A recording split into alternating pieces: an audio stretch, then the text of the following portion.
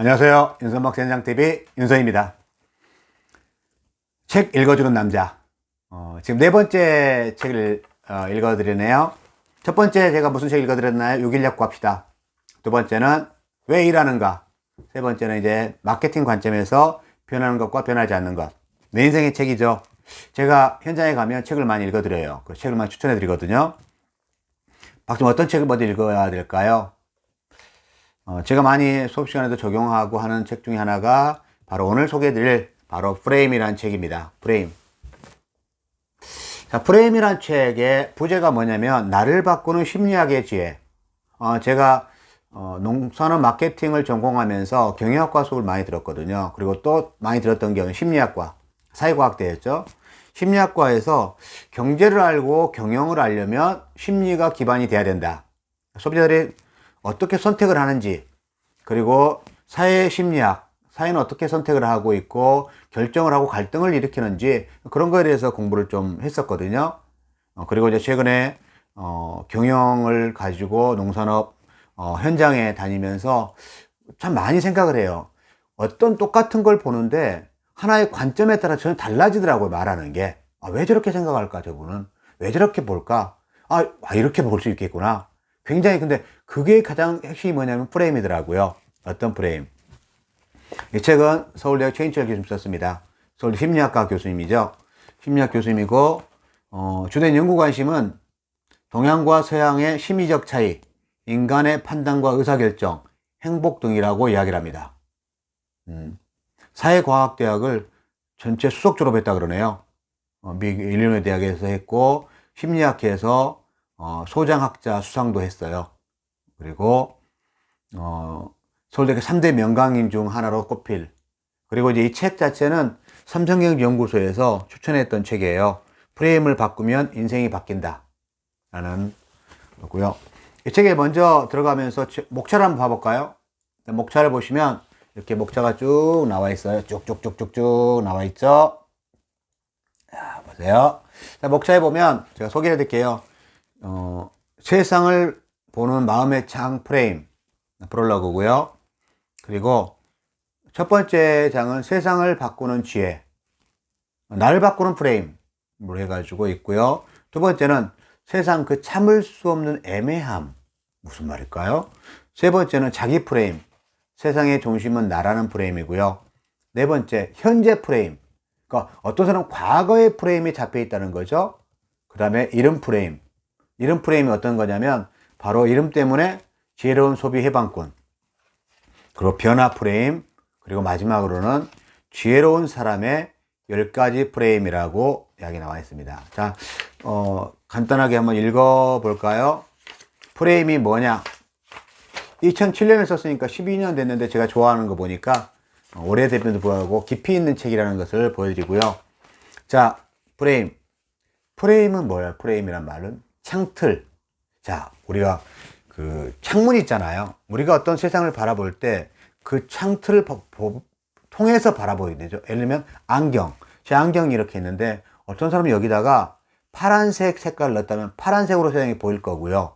빨간색 색깔이 여기에 들어있다면 빨간색으로 보일 거예요.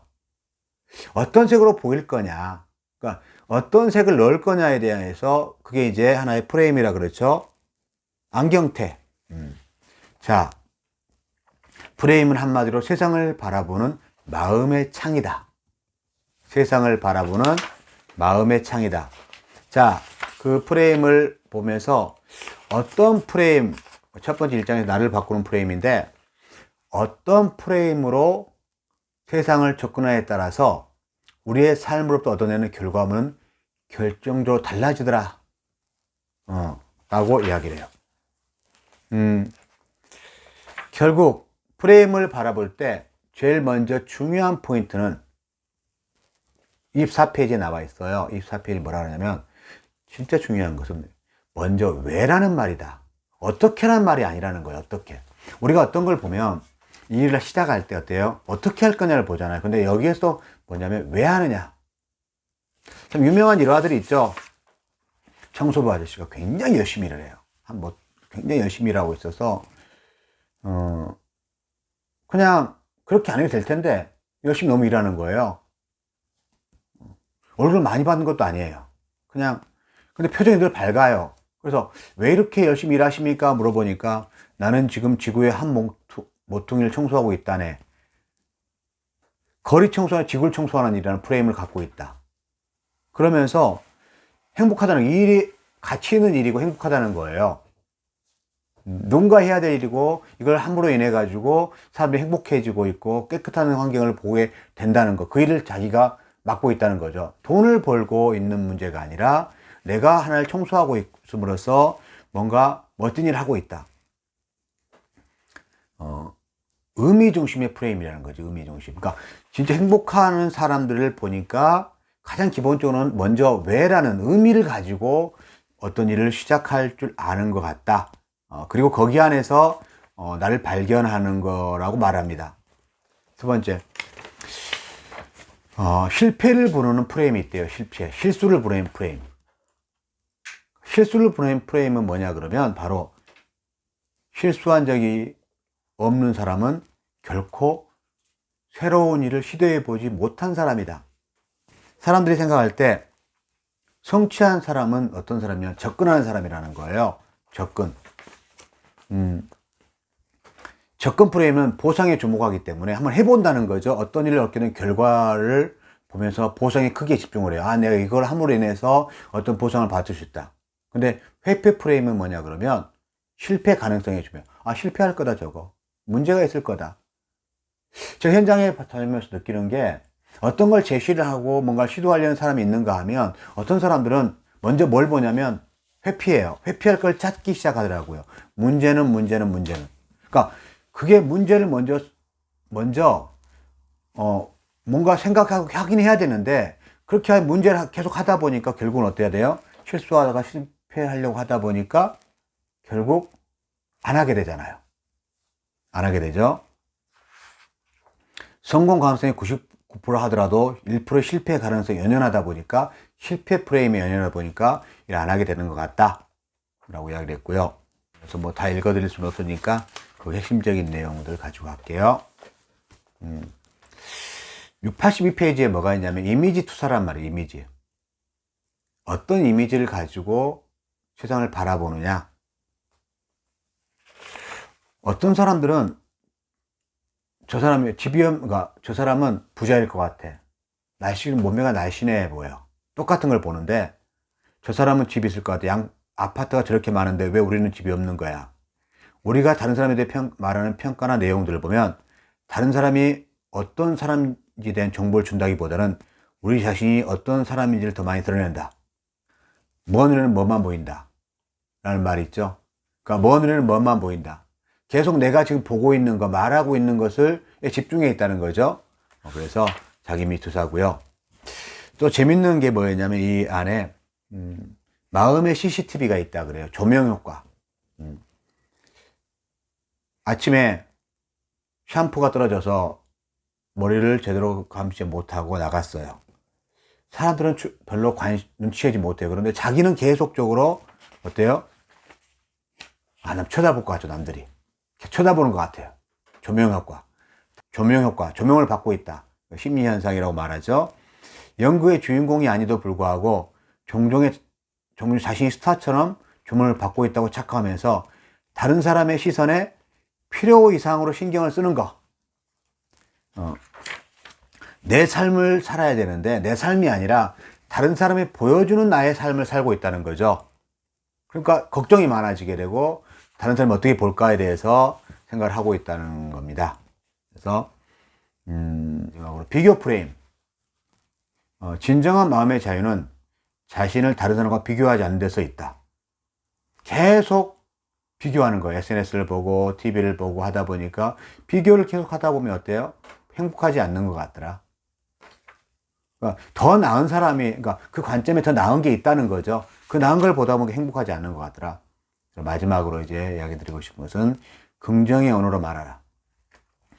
1932년 180명의 젊은 여성들이 미국의 소녀로 첫 발을 내디뎠다. 그 감격적인 순간에 그들에게 자신의 삶을 소개하는 간증문을 쓰도록 했다. 180명의 수녀들이 쓴 간증문은 70여 년이 지난 후에 심리학자의 손에 넘겨졌고 연구자들은 간증문에 쓰인 단어와 문장을 분석하여 각 간증문에 얼마나 긍정적인 정서가 표현되어 있는지를 측정했다. 어떤 수녀들은 매우 행복한 또는 정말 기쁜 것 같은 단어를 자주 사용했지만 또 다른 수녀들은 자신이 얼마나 행복하고 기쁜지를 말로 잘 표현하지 않았다. 그런데 놀라운 사실은 그 긍정적인 단어를 많이 사용한 상위 25%의 수녀들 가운데 90%가 넘는 수녀들은 85세까지 장수하고 있었지만 긍정적인 단어를 적게 사용한 하위 25%의 수녀들 중에는 겨우 34%만이 생존해 있었다는 점이다.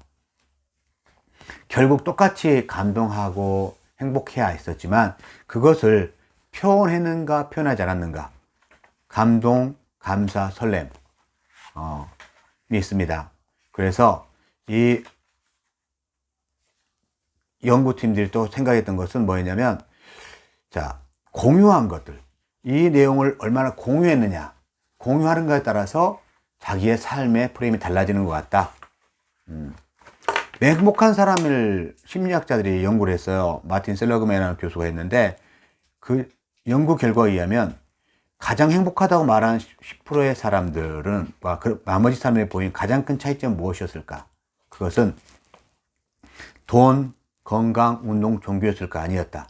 가장 큰 기준은 바로 관계였다 그래요. 최고로 행복한 사람은 그렇지 않은 사람에 비해 혼자 있는 시간이 적었고 사람들과 만나고 관계를 유지하는데 많은 시간을 할애하고 있었다. 그들은 늘 다른 사람과 함께 있을 정도로 관계가 풍성했으며 친구들 사이에서도 인간관계가 매우 좋은 것으로 평가받았다. 자, 어떤 관계를 맺을 거냐, 그러니까 프레임을 결정하는 것이 무엇이냐, 혼자서 자기 혼자의 주장들, 혼자의 것으로 하는 게 아니라 관계를 맺었고 그 사람과 관계를 맺으면서 굉장히 여러 가지 이야기를 나누면서 자기 프레임을 또 만들어 갔다는 거잖아요. 결국은 뭐냐면 프레임에서 중요한 건 누구와 함께 있느냐. 여러 사람들이 있지만 그 중에 내가 어떤 사람과 함께 있느냐가 프레임을 결정한다고 이야기를 합니다.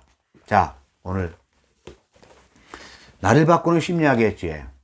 내가 뭔가 바뀌고 싶다라고 한다면 바로 내가 왜 일을 하고 있는지부터 먼저 찾아보고, 그리고 내가 하고 있는 일의 가치가 무엇인가를 먼저 찾아보면서, 그리고 내 주변에 그런 가치를 함께하는 사람과 나눔의 시간을 하고 있는지를 살펴보았으면 좋겠습니다. 내 인생의 책, 앞으로도 여러분들에게 많은 책들 소개할 것입니다. 그런데 제가 먼저는 접근 자체가 왜 경영자에게 꼭 하고 싶은 읽었으면 하는 책이기 때문에 6.16 구합시다. 그리고 내가 왜 일하는가, 변하지 않는 거, 변하지 않는 거, 변하는 거, 변하지 않는 거, 그리고 오늘 여러분에게 프레임이라는 책을 읽어드렸습니다. 여러분에게 많은 도움 됐으면 좋겠습니다. 감사합니다.